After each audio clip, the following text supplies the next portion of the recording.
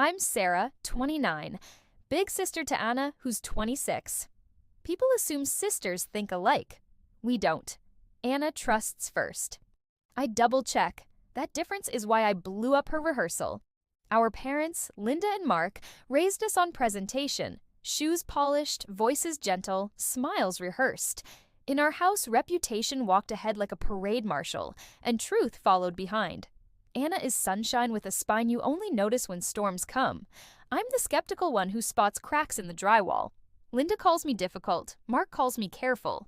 When Anna brought home Daniel, my parents glowed. He's tall, charming, finance job, good hair, impeccable manners. Linda practically added him to the family group chat that night. I tried to like Daniel. Honestly, I tried. But something about him felt performed, like he'd memorized a script for ideal son-in-law and was hitting marks, not feelings. I work in video production, so Anna asked me to make the wedding slideshow. Photos, little friend messages, and a personal clip from Daniel at the end. Sweet and simple. Daniel dodged my requests for weeks. He finally sent 2 stiff 15-second selfies. "Thanks for being in my life," repeated like a voicemail test. It felt hollow, like a gift box full of tissue. I told myself not everyone loves cameras. Still, the emptiness nagged. It was the kind of wrong you smell before you see smoke. 2 weeks before the wedding, I was editing at a cafe. Daniel walked in with a short-haired woman in a beige coat. They sat close, whispered, and left without ordering anything. I didn't film them. I'm a sister, not a detective. But unease moved in and rearranged furniture in my head. The moment felt like a match struck under a table. The very next afternoon, I saw them again outside the studio where Anna was choosing prints. They stood too close to be colleagues. Daniel said, "Not before the wedding. After." That sentence parked in my chest and wouldn't leave. After the wedding is a promise to betray later. I texted Daniel and asked for coffee. Alone. He arrived 20 minutes late, smelling of cologne and inconvenience. I told him what I saw and heard. He called the woman a friend with problems and said he didn't want Anna stressed. I offered to tell Anna together, with me as witness. Daniel smirked like I'd pitched a bad idea at a perfect meeting. "You love drama, Sarah? Don't make a scene." That night I told Linda. She froze, spoon hovering over a cup of tea. "Don't start," she said. "We need this wedding perfect. Keep quiet." In her world, silence is Febreze. I kept editing. Every happy photo felt heavier. Daniel's eyes often drifted past the lens, like he was smiling at someone just outside the frame. While recording friends' messages, one of Daniel's coworkers drank courage and spilled gossip. He joked that Daniel used to be a hurricane, then whispered about late-night calls. We tease him about his Rachel. The name hit harder than I wanted. Later, cleaning audio, I stumbled on a background capture of Daniel's voice. "Not tonight? After the wedding?" Then softer. "I miss you." I replayed it until the words turned metallic. Same voice, same tone, same man. Sleep stepped out for cigarettes and didn't return. I met Daniel again and played the clip. He didn't flinch. "If you use that, Anna will hate you," he said. "You'll destroy her dream." Manipulation, wearing concern like a tie. Rehearsal dinner arrived, glittering and loud. Linda handed me a printed run sheet. Play, fade, toast, smile. "No surprises," she warned, making surprise feel like a felony. Mark squeezed my shoulder. "Think of Anna," he whispered. "In our family, that sentence means swallow it." I nodded and felt the nod burn on the way down. The slideshow started. Soft piano, beach photos, birthdays, winter coats. Friends clapped. Anna glowed like a candle. For a breath, I wanted the fairy tale to outrun the facts. The last 45 seconds were reserved for Daniel's heartfelt message. He never sent one. The blank space looked like a confession pretending to be a technical gap. I filled it with a single waveform. No labels, no faces, just Daniel's voice. "Not tonight. After the wedding. I miss you." The room exhaled silence like smoke. Glasses froze midair. Anna's face drained. Daniel lurched toward me. "Out of context," he barked. Anna whispered, "That's your voice," and walked out without looking back. Bridesmaids followed Anna. Whispers followed me. Linda cornered me by the projector. "You destroyed everything," she hissed. "Months of planning, hundreds of guests. You lit a match." Better ashes than mold, I said before I could swallow the line. Linda's eyes went winter. Mark didn't yell, he sighed, which finds its own way to bruise. The wedding was postponed the next morning. Statement: personal reasons. My phone flooded. Daniel's family calling me cruel, friends saying I should have told Anna privately. I had tried. Doors kept closing. 2 days later, Mark put an old camcorder on my kitchen table like an artifact. "Watch," he said quietly. His face looked older. My hands didn't feel like mine. The footage showed our living room a month earlier. Daniel sat on the couch, across from the short-haired woman. Linda sat between them like a moderator with a script. The woman introduced herself as Rachel. Her voice was steady. "I don't want money. I want Daniel to tell Anna the truth." Daniel stared at the rug, as if it could save him. Linda's tone could frost glass. "If you want compensation, name a number," she said. "Just keep quiet until the ceremony. Everyone will be happier." Happiness is gag order, our family specialty. Rachel inhaled and detonated the moment. "I'm pregnant," she said. "The baby is Daniel's." The camcorder trembled. Maybe Mark's hands shook. Mine certainly did. Mark paused the tape. "Your mother believes silence is mercy," he said. "I told her it's debt. Interest compounds." His words landed like a bench after standing too long. I showed Anna the video at a cafe that smells like oranges and dust. She didn't cry. She went very still, which is harder to watch. "A mistake I might forgive," she whispered. "A plan I won't." The next day, Anna met Daniel at a park. He brought apologies and excuses in equal portions. She handed him the ring in a small envelope and said, "I'm not marrying a timeline." Later, Rachel messaged me, apologizing for the chaos. She said she wanted honesty, not spectacle. She planned to raise the child with or without Daniel's courage. Linda didn't speak to me for days. When she did, she was scrubbing a pan like it had sinned. "Proud now?" she snapped. Pride wasn't the feeling. Relief was. Sour, but real. That night, I found Linda unthreading silk flowers from Anna's dress. No tears, just method. Taking apart a fantasy she'd stitched petal by petal. Mark cleaned the camcorder and labeled a shoebox, evidence. "Truth is a tool," he said. "Keep batteries in it." I laughed, then realized he wasn't joking. Friends rallied around Anna. Noodles, stupid comedies, karaoke where nobody hits notes. She posted a photo of white heels. Pretty, but pinches. Humor came back on tiptoe. Daniel's family went quiet. Public silence often means private rewriting. Reputation is a whiteboard. People erase until the marker dries out.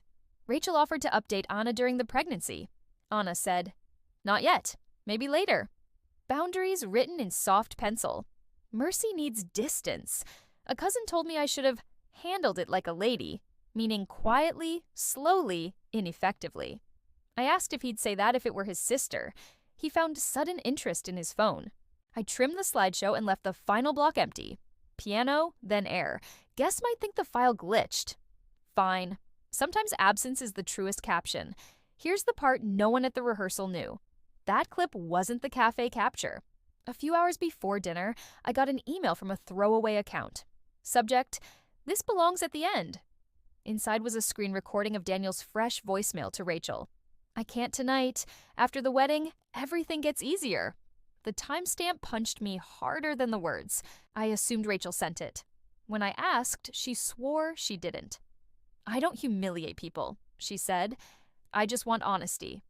So who pressed send? Anna texted me later. "Come to Mark's." No emojis, no punctuation, twin sister urgency, even without being twins. I drove with my stomach in my throat. In Mark's study, Anna held up Daniel's old phone, the one he'd given her when he upgraded. She never wiped it. Daniel's iCloud still synced voice memos. His whispers backed up to a drawer. Anna forwarded me that voicemail hours before the rehearsal. She couldn't stop the wedding herself without getting blamed for cold feet. If I pressed play, evidence would speak louder than nerves. That means I wasn't the saboteur. I was Anna's instrument, the blunt sister with the steady hands. I felt used and honored at the same time, which is a complicated feeling. Mark already knew Anna had the files. He helped her copy them, label dates, tuck them away. "The quiet should hold truth first," he told her. He trusted me to make it heard. Anna admitted she almost married Daniel anyway to avoid disappointing rooms full of people. That sentence made me want to unplug electricity from every ballroom in town. We told Linda together. She stared at the old phone like it could bite. "I was protecting you," she said. Anna answered, "You were protecting the picture." Something in Linda's face cracked. For the first time since the rehearsal, Linda cried without posing. Not tidy tears, honest ones. Generational silence unzipped and didn't quite close again. Rachel sent a sonogram labeled "stubborn heartbeat." Anna stared, then whispered, "Let stubborn turn brave." We didn't reply. Some kindnesses are quiet. Daniel texted me once, "We should talk." I deleted it. Men who schedule honesty are calendars, not partners. Anna blocked him everywhere except memory. People keep calling Anna brave. Maybe she is. Maybe she's just accurate now. Accuracy feels heavier, but it steers better than denial. Linda started leaving soup at Anna's door, then walking away. In our family, soup speaks louder than apologies. It cools to sincerity if you let it sit. Mark keeps the camcorder with fresh batteries like a fire extinguisher. "For lies with legs," he says. I hope we never need it, but I sleep better knowing it works. I tried dating and found myself interrogating kindness for hidden fees. That's my scar, not his flaw. Distrust lingers like cologne after the elevator empties. Anna joined a pottery class and made a lopsided bowl she calls the crater. Keys go in at night. It's imperfect and sturdy, which feels like a thesis on our family. Neighbors want tidy morals, heroes to clap for, villains to boo. Life refuses. Sometimes everybody bleeds and nobody is purely anything. If you're counting villains, Daniel for choosing ease over honesty, Linda for choosing image over daughter, and me for choosing spectacle over privacy. The math changes with vantage points. If you're counting helpers, Mark for documenting, Anna for trusting herself, and me for pressing play when doors stayed shut. The math still changes. Do I regret pressing play? I regret the room, not the truth. A kitchen table would have bruised fewer hearts, but the ballroom ended the lie cleanly. That's the paradox. The big audience hurt more and helped faster. Nobody could pretend later. After the wedding died where everyone could see the body, Anna jokes she'll elope someday. Papers, tacos, 2 witnesses. I promised to film the tacos like a Michelin ad. We laughed, and the laugh didn't wobble. Rachel asked whether Anna wanted baby photos after the birth. Later, Anna said, when later isn't about hiding. Healing and boundaries can share a word. Linda and I are negotiating a truce. She doesn't say sorry. She brings clementines and leaves them on my counter. Sweetness stands in for nouns we can't pronounce yet. Mark told me, "You were right too loudly." I answered, "You were right too quietly." We touched mugs like diplomats. Balance tastes like warm coffee and swallowed pride. Daniel moved to another city, according to someone who collects updates like stamps. Geography fixes little. Character travels light. Anna donated her dress and kept the veil because sunlight loves it. Holding both the loss and the pretty scrap felt honest. Contradictions often are. The venue refunded half. Linda mailed handwritten thank yous to guests who returned gifts. She pressed leftover flowers into big books and called them keepsakes from the day that didn't happen. I renamed the slideshow Empty Ending. It plays, breathes, then fades to a quiet black that looks like possibility. People will ask what failed. I'll say, the lie. Internet strangers love verdicts. I do too when they're for other people. Am I the asshole for pressing play, or the sister who refused to escort silence down the aisle? Maybe I was cruel. Maybe I was kind. Maybe I was both before dessert. Truth cuts fabric and saves skin in the same motion. If I could rewind, I'd choose a smaller room, sooner, softer. I'd still choose it, though. Silence is heavier than fallout and sticks longer to the furniture. If you're planning a wedding, don't build it on sentences that begin with after. Sacred things start now or not at all. Later is where rot rehearses. Anna keeps a small notebook titled Boundaries. She practices lines in the mirror. No, thank you. That doesn't work for me. I clap like a one-woman audience. Linda asked if Rachel might come for tea someday. That's progress disguised as etiquette. Anna said, maybe. Someday isn't no. It's a gentler not yet. People still debate whether I saved Anna or performed righteousness. I don't care as much anymore. She's free. That's my end credits. Sometimes at night, I still hear Daniel's line. After the wedding. It echoes like footsteps in a house I moved out of. Wrong man, wrong promise, wrong timeline. I remind myself that the right choice can look ugly under chandelier light. Beauty and goodness are cousins, not twins. I'll take goodness. Anna didn't marry a liar. She didn't pledge a future to someone who postponed decency. She chose herself, and the rest of us are learning how to clap for that. Linda watches me differently now. Part fear, part respect. Both are fine. Both mean she knows I won't be the family mute button again. Mark said last week, "The troublemaker saved the day." He grinned like it was a new sentence in his mouth. Maybe that's my role. Maybe it's not such a bad one. Anna smiles more lately. Smaller, steadier smiles that belong to her.